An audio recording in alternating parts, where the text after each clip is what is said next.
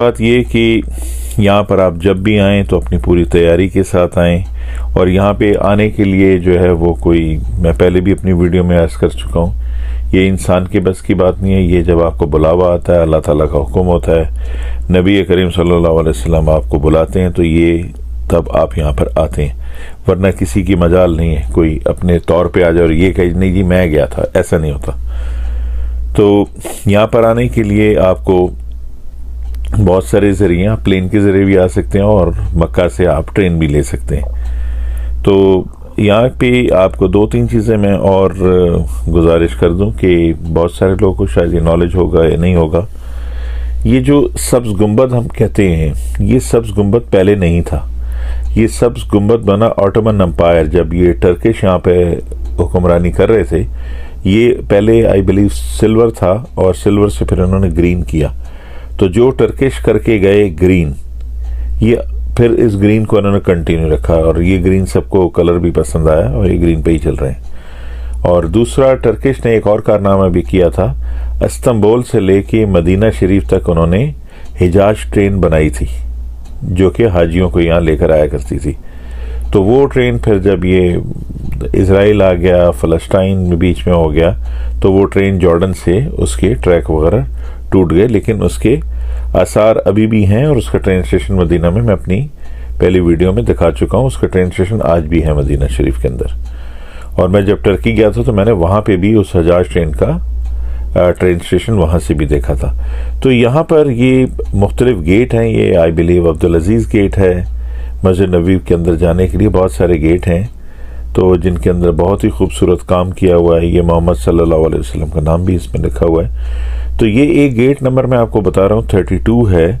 इसके अंदर अगर आप जाना चाहें, आप जाके अंदर रियाजुल जन्ना के काफ़ी करीब पहुँच जाएंगे। वो लोग जिनको अपॉइंटमेंट नहीं मिलती या जो लोग नहीं पहुँच पाते, जिनकी अपॉइंटमेंट कैंसिल हो जाती है, तो make sure gate number 32, gate number 32 से आप अंदर जा सकते हैं। तो आप काफ़ी रियाजुल जन्ना के करीब पहुँच जाएंगे।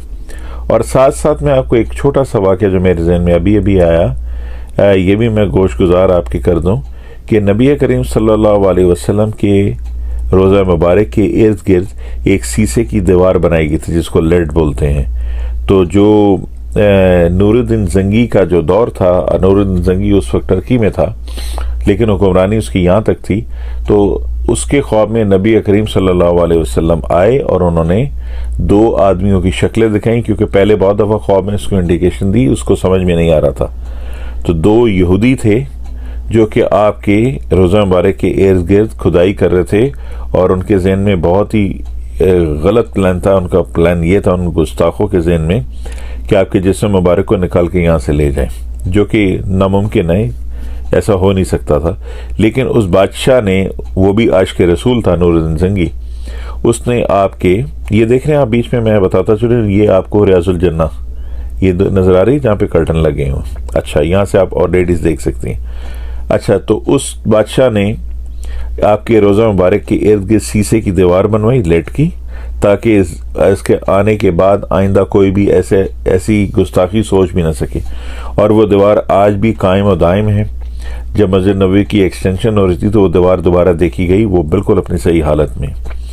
और ये वही नूरुद्दीन जंगी है जिसका बेटा जो उसने लेके पाला था, जिसका नाम था सलाउद्दीन अय्यूबी, जिसने आपका ये जो मस्जिद अल अक्सा है उसको फतह किया था, उसको ले लिया था। और वो काफ़ी अरसा इस पे हुक्मरान रहा, और बाद में उसके मरने के बाद फिर दोबारा सलीबी जंगें हुई और वो फिर वापस छिन गया। तो अब इस वक्त तो आपको पता है कि वो इज़राइल की जो गवर्नमेंट है उनके पास है।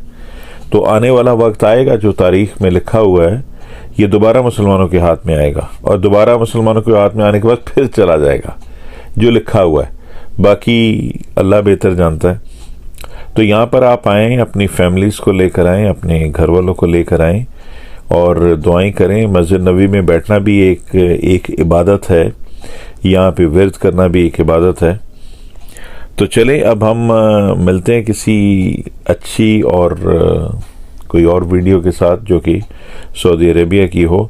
हमें और हमारी टीम को दुआ में याद रखिएगा, और आप सबके लिए मैं भी दुआ गो हूँ कि अल्लाह ताला आपको, आपके ख़ानदान को, आपकी फैमिलीज़ को यहाँ का ज़रूर विज़िट करवाए। ये देख रहे हैं आप, फैमिलीज़ बैठी हुई हैं यहाँ पे, तो आप इरादा बनाएं, बाकी अल्लाह के हाथ में छोड़ दें। बाकी अल्लाह जाने और उनका काम जाने, अल्लाह ताला ज़रूर आपको लाएगा। मिलते हैं किसी अच्छी और नई और वीडियो के साथ। अपना और दोस्तों यारों का ख्याल रखिएगा। हमें अब इजाज़त दें। अल्लाह हाफिज़।